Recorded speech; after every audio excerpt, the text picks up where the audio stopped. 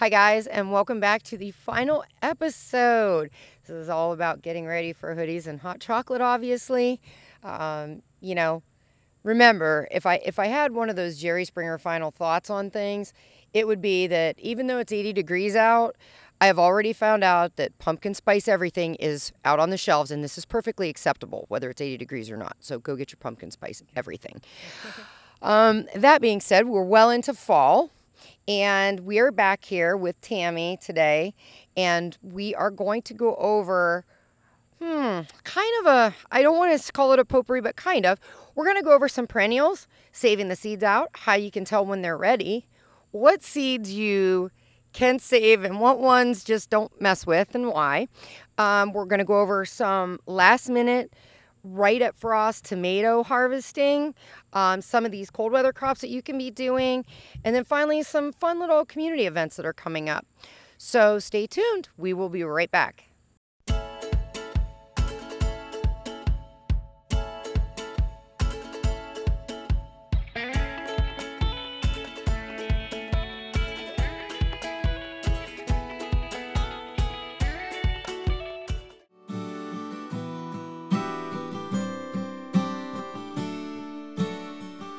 I love the farmer's market because I love knowing where my food comes from. I love that it comes from someplace close to home and it didn't travel far to get here, and I love that they have fair prices and everything is always delicious because it's so fresh. And I invite everyone to come experience the market for themselves and find out why they love the market. Wednesdays from 3 to 7 at the fairgrounds in Dover. WJER and TV2 would like to introduce you to a new website, WJERTV2.com, where you can watch exciting high school football, soccer, and volleyball replays from TV2 Sports on your home computer, smartphone, or tablet.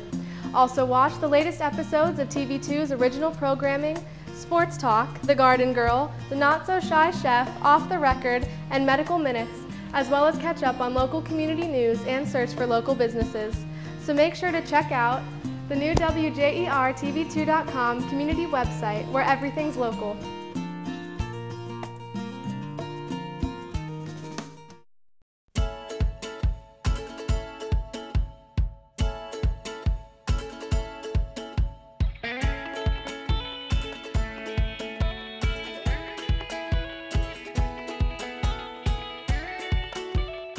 Hi everybody, welcome back. Let's just jump right into it. This is a perfect time of year, and it's all about saving seeds and propagating on the cheap, on the fly. And we're here today with Tammy. She's got so many perennials. I would just love to just dig up and be like, well, I'm going home now. See ya. Thanks, Tammy. But, you know, we're here about saving some of the seeds on some of the other perennials you guys are going to see everywhere. So we have some in my, I'm trying really hard not to talk into this, so I'm keep holding it down, but this is a purple coneflower. This is the Magnus, I'm assuming, just your good old. It's Magnus, yeah. Okay, and Magnus is okay to save seed on because it is not what we call PPAF, or where propagation is prohibited, and that there's a patent on them. Me and Tammy both are well aware of this rule, and this one is one of the ones that is okay. Oh, absolutely. It's an old variety, an old standby. It's a good flower. And there is a lot of others that are available and that you can probably do the same thing on and save the seed on. You just gotta watch. Tammy, what are some of the telltales where you maybe should look, besides if it's not on a label? You know, if you don't see the PPF on the label or PPA, what are some tricks that you use to tell whether or not it's okay to save the seed or take your neighbor's cutting or division? As a licensed nursery, I absolutely can't take cuttings or seeds off of something that I absolutely don't know what the name of or the source is. You guys got a little bit more flexibility. Inspectors aren't going to come to your home and check. It's not, you are not to propagate anything with a PPAF. It's illegal. So you take it from there. You do what you want to do. Right. You know, like your tomato soup, echinaceas, any of these newer varieties, basically anything you go get at Lowe's or Walmart, it's going to be a PPAF, and it'll say a teeny tiny at the end of the tag. It's, there's nothing wrong with them. You can enjoy them. You just can't share them with your friends. You can't multiply them. And I mean, yeah, there's no sharing the love. Speaking like of a tomato soup as one, they're still under patent. The pink. Double scoops, those double scoops, that's another one I know is still under patent. Most of the newer echinaceas are under patent, just as an example. And people want them, and that's fine. You can buy your plants, and you can enjoy them. You should not be dividing them. When they say PPAF, they mean right down to the seed. You are not to even seed it. If it seeds beside it, more likely it's going to come up purple anyhow. Those hybrids, they don't come up true to name. And it's just going to revert back to the old echinacea. They're pretty unstable. They really are. So you're better off just keeping that plant, and if you like it, go get another one to make sure it's going to stay true. Now, what we have in our hand, though, you can, because it's been out for years and years and years, and that whole royalty thing is now gone. Bye-bye. It's free range, free for all. And what we have here, I am holding what is ready. If you have this out in your garden, this is an example of what is ready to maybe get some seeds on. Now, oh yeah, you can really see the difference. Tammy here is showing you another coneflower on the purple Magnus, the common one here, that is not ready.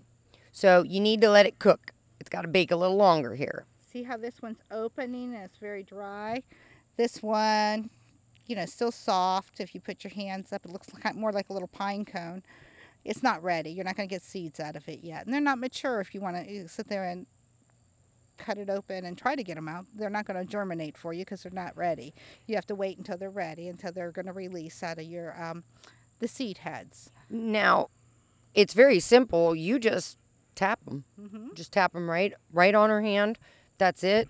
In fact, I tapped this one right off onto her, and you can see even, if you can get that, you can see even more dropping out, because when they're ready, they're going to drop. Now, yeah, we have seeds. Yep, right there's your little seeds. And again, I understand that we're saying these are dry and they're ready. I don't know what your feelings are. I still put them on like a paper towel or cardboard or plastic bag, something. They have moisture. And I set them in my windowsills. I really do. Do you not let them dry here? I let them dry for like a week, and then like she said on the other episode, we throw them in a Ziploc baggie. Empty medicine containers, anything that'll hold them. It used to be film canisters were good, but now, everything's digital. Yeah. But your little Ziploc bags for snacks are probably the perfect size, and label it, because you're not going to remember what it is. And label the year. I learned that the hard way. And then I'm playing the percentage germination test of 50% would come back, 80% would come back. And so you want to, you want fresh seed. It's your better chance.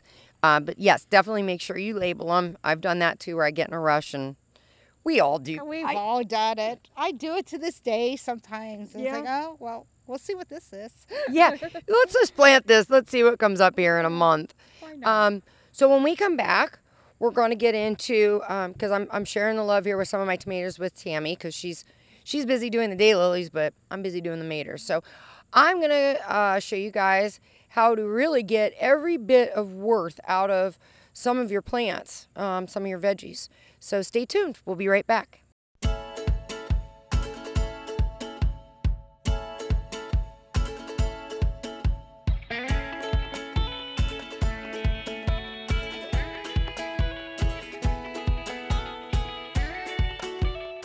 Hi, I'm TV2 Sports Talk's Bill Morgan. Some people are outstanding at playing sports, and then there's me.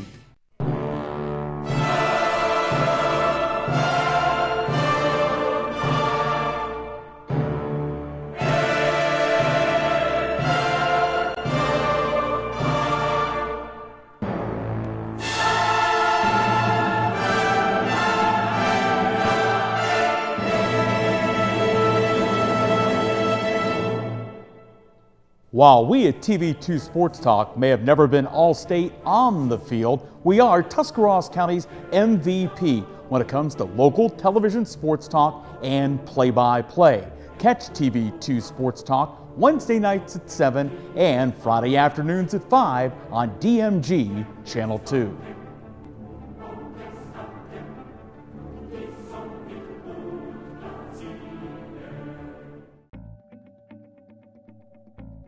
As a parent, we always want what's best for our child. In the case of one child, it may be going off to college. In another case, staying home and going to college. And yet, in other cases, it could be going right into the workforce. But how will they have the skills to do that? Buckeye Career Center has been the answer for one of our daughters. She's learning to do things with her hands that are going to be very valuable for her in the workplace. And we're excited we have Buckeye to thank for that. Adults who return to Buckeye Career Center to continue their education usually have one goal in mind. They want the opportunity for a better job. The fact is, adult education programs at Buckeye Career Center are less expensive and provide greater opportunities for job placement following graduation. It's your future. Get the facts. Buckeye Career Center. We put people to work. Find out more about your future at buckeyecareercenter.org.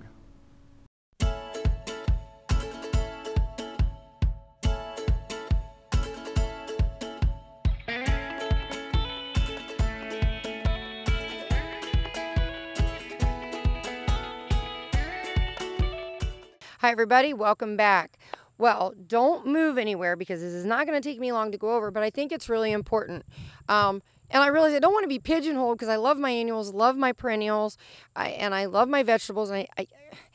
But I do like my vegetables, and I think that's where I'm kind of, everything is really moving towards with me, is the edibles. And one of the things that a lot of people know I grow is the tomatoes. And I know it's one of the harder things to grow too. It is our largest crop in the United States. There is more people, tomatoes are your number one crop. Number two is peppers. One of the things, I know that with this summer, like Tammy had said on the previous episode, June was a disaster. Nothing was growing. I know a lot of you guys have had later ripening tomatoes and peppers for that matter. They're just now coming on because it's like Mexico. It's 90 degrees. It's hot out now. No rain. Peppers are pretty much loving it, you know. But now, here we are. It's the end of September. The night temps are starting to drop. And just so you know, a perfect growing temp for tomatoes, whether it's ripening or everything, is between 55 and 85. Okay, so when it gets above 85, everything holds. When it gets below 55, everything holds. So and we've already started seeing some temps going. 40s. Oh yeah, we've had some nights here in the 40s. So what I need and what I want you guys to learn how to do is to save those last few tomatoes, because and I'm telling you, I just started using these this year. I know, call it a plug for Giant Eagle, I don't care. Their double zipper freezer bags, the gallon bags, are phenomenal. And if you've already canned what you wanted, you can freeze them. I know on a previous episode and even on my Facebook, I talked about grabbing the cherry tomatoes. You guys are all in the same boat I'm in. You're getting like a gallon every other day. Freeze those suckers. How do you do it? Rinse them. You're going to take them all in, get them all rinsed off real good. Make sure they are dry. Key, lay them out on hand towels, paper towels. Let them sit out for at least a good day. Roll them around, make sure they're dry. Throw them in this and get them in the freezer. You have a whole gallon bag, whether you want to use it for stews or whatnot. They will hold. I've done it now for 3 years. Works like a charm. Now, say you have some bigger tomatoes and you don't want to freeze. You don't do that. You don't like stewed tomatoes. Kind of like me, believe it or not. I might be the Mater girl, but stewed tomatoes, bleh. So no, gross. This guy here's a Hirschberger. Now, granted, he's going to ripen. Obviously, he's going to ripen. He's already started. But what if they're green? What if they've barely started turning and you're like, oh no, frost warning. You know, there's a frost warning tonight, yada, yada. Okay, what you're going to have to do, you cannot leave them sit. And if they are too big of plants or too much area to cover, you are going to have to Go in and get them off. Now, you're going to have to take every one of them. So this is where you can either pull or yank, use your handy dandy nippers, go through, snip them suckers off, get a nice big bag or a bucket, and go get them all. You know those fun little Tuesday inserts you get in your mailbox? Well, I started saving them in August because you are simply, and I know this sounds really crazy, some of you may already go, oh, I've been doing that for years. Some of you newbies don't know this. Pull your green tomatoes, get them inside. If they have started turning, this is what we call, can you help me, Tammy? Thank you. If you notice that the whole tomato is green, but that it has started turning on the shoulders, put that sucker in the window. Don't wrap it, don't do anything. Just get it in a bright sunny window, it will ripen, okay? Now, if they are totally green, so let's pretend, I don't know, it's not totally green and I wasn't sacrificing one. I'm sorry, I'm still canning. All you are gonna do is wipe it down, make sure everything's off of it, cut the stem clear off. You're just gonna wrap it. I just simply take them. Yep. If you, Your plate is so big, it's a two-woman job. I know. All you're gonna do is wrap these in newspaper, okay? Get yourself a cardboard box. I don't care if it's a diaper box, a peach, you know, any type of big box, get them in there, and you're gonna stack them, and you're gonna put cardboard in between.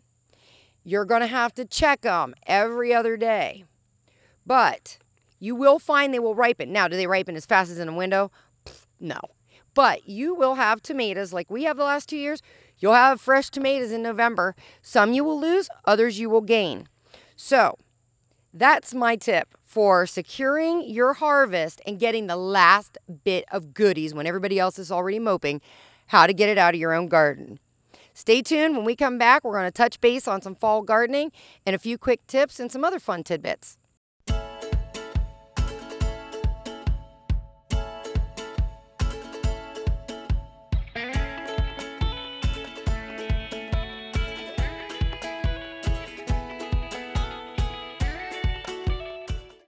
WJER and TV2 would like to introduce you to a new website, WJERTV2.com, where you can watch exciting high school football, soccer, and volleyball replays from TV2 Sports on your home computer, smartphone, or tablet.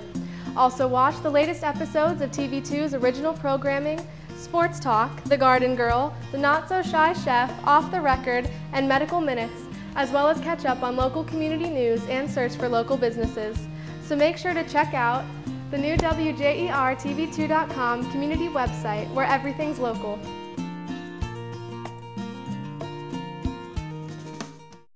Brilliantly practical scientist Harriet Tuttle's search for a more efficient life concluded with an unorthodox solution. Harriet created 4 more Harriets.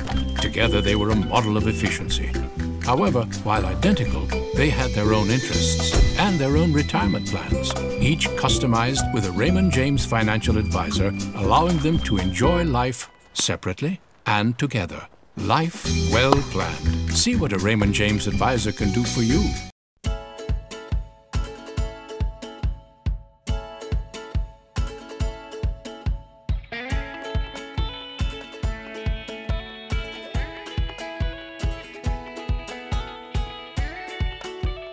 Hi everybody, welcome back. Oh, this is the bittersweet part that I hate because that's it. Once I say my goodbyes, I can't say next episode. So, one thing I want to touch base, and I get asked a lot, and I know we covered last year, but some of you guys are just new viewers this year, and for some reason don't want to go back and watch the previous episodes. But one thing that is a trend that is continuing to get larger and larger, and thank God it's even with our younger people that are 25 to 30, we're seeing a very big increase in edibles, the herbs and the edibles. Plants have to have a purpose. They really do. Whether it's aesthetically pleasing, you can eat it, you can use it as an herb for aromatic reasons, for smell in your drawers, you know, first aid, such as what we covered with the lamb's ear. You know, plants should have a purpose. And that's what you guys are, that's what I'm hearing from you guys. They need to help the environment. They need to be drought tolerant, help you guys cut your water bills. Every day, the industry and even myself, everything is being worked towards making that happen. I just had to go through a very big scholarship review and actually pick out a scholarship winner of a very nice scholarship. I wish they would have had it when I was in, but a very nice scholarship. You know, to go through and decide which kid is most worthy is rough. It's very rough, but I did it, and the kid knew exactly what he was doing, and it is in the edibles. It is with the environmental, and sorry, but that's the way the trend's going. So what can you guys be doing now? All right, so we are getting into October. You guys are thinking frost. I just told you that the tomatoes are going to get snuffed out at our first frost. Well, not everything does. You can see here, this little guy, which you're probably like, oh, look at that pretty flower. No. This is a spinach. You know, think about it. Just like that bag spinach you get in the big bags at Giant Eagle or Bueller's or Walmart, this is it. This stuff grows way better in the cooler temps. This is this time of year. Now, I prefer, and you guys again, do what you want. Kale is very, very good for a fall crop. We went over doing kale chips last year, and actually kale chips will sweeten up once they have a light frost hit them. So they actually taste better. I know, shocker, right? I will put mine all in containers. In fact, that's where these are going today. These are gonna go in bigger containers, so now they can really just start popping. Because our filming date between when we're doing all of this is gonna give me about a month to a month and a half worth of fresh spinach. Why am I gonna go to the store and buy it for $3 a bag or $2 a bag and not know what chemicals they put on it in Mexico or California or Florida? No offense, I'll eat my own. Sorry, and it's way cheaper.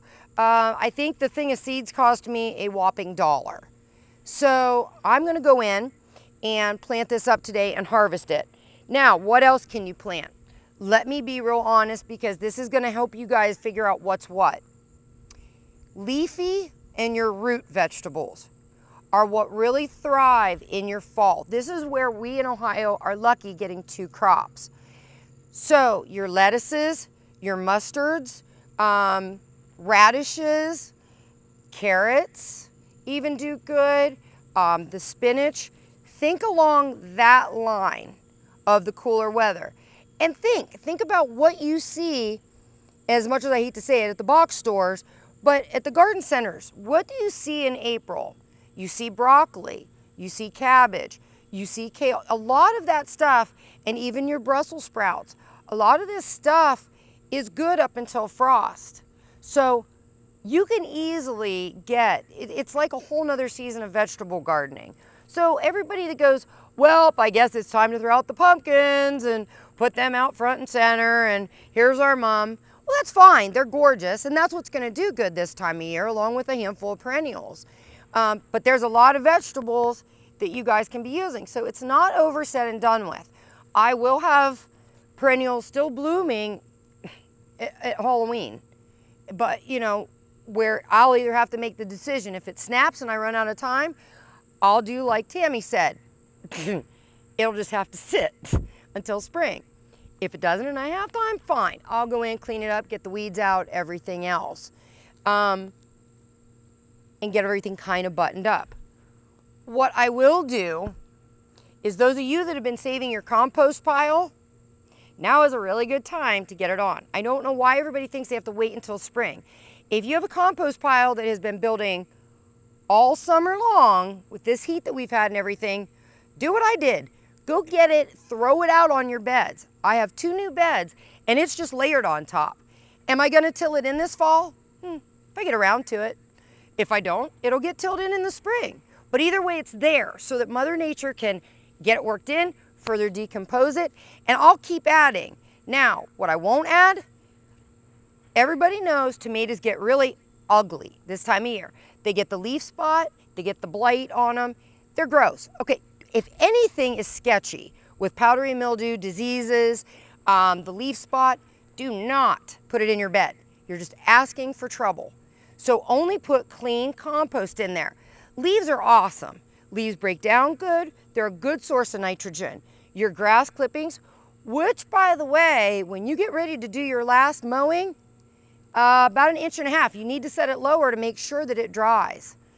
So you will set your height a little bit lower and cut it a little bit lower. Yeah, maybe it'll look like a golf course, but that's what you're supposed to do. Take those grass clippings, throw them in there. Your banana peels, everything else. Keep adding, keep adding, keep adding. In spring, till it in. That is something I will tell you. Again, it's cheap, it's on the fly, it doesn't cost you anything. You don't have to go to the store and lug it back. It's there. Take it out, save it in a 5-gallon bucket, dump it. Roses, I went over this before. I'll touch base on it really quick. Yes, you've got to, if you don't get anything else done with your roses, get those leaves and dead petals and stuff out of there. You are asking for soil-borne disease again.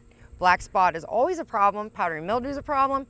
That will reduce your chances of overwintering any type of diseases. Because again, I want you to guys start out next year and not have gardening look like work. It should be fun. Half the time when I'm out in my garden or my friend's garden, we're cheering with a beer or a glass of wine. It's nothing stuffy. You know, we have fun with it. Speaking of which, wait until next year. It's going to be off the hook. We have some really neat stuff coming next year. And I have so enjoyed this year. I want to thank Tammy again for coming into play, part of the community here, and helping educate you guys, educating me as well on stuff I didn't know. And we will be back here next year with her. So we're going to get into some even more advanced things. I have things lined up for next spring already. It's going to be fantastic. And just like this year, we went into 2 contests. Hopefully next year we're going to have 3. If you are out and about, I am doing October 7th. You can find me at the farmer's market. I'm going to be doing a presentation over there, one at 4 and one at 4:30. Don't worry, it's not going to take your whole day away. It's only a half-hour presentation. And we're going to go over a lot of different things. And there's going to be an open-ended question and answer. So I'm going to be around to be able to give you the answers that you need. If I don't see everybody, have a wonderful Halloween, a wonderful Thanksgiving. I hope everybody's belly's full. I hope everybody has a wonderful Christmas. And let's please keep our fingers crossed for a mild winter. That's all I'm asking for. Just milder than last winter. So take care, everybody. Happy holidays on all 3 of them. And I guess I will see you when the sun starts shining again.